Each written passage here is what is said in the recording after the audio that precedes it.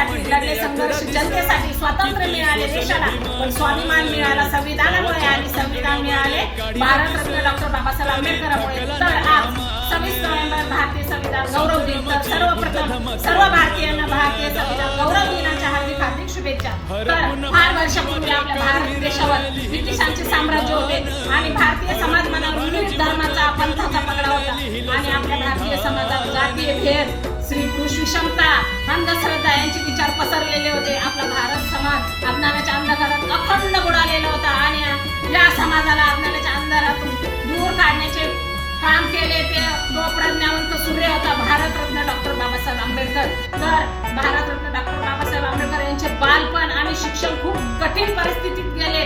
लहानपणापासूनच या समाजातील विषमतेची त्यांच्या मनात चीड निर्माण झाली. या अन्याय आणि अत्याचाराला जर दूर करायचे असेल तर केवळ शिक्षण हाच पर्याय आहे हे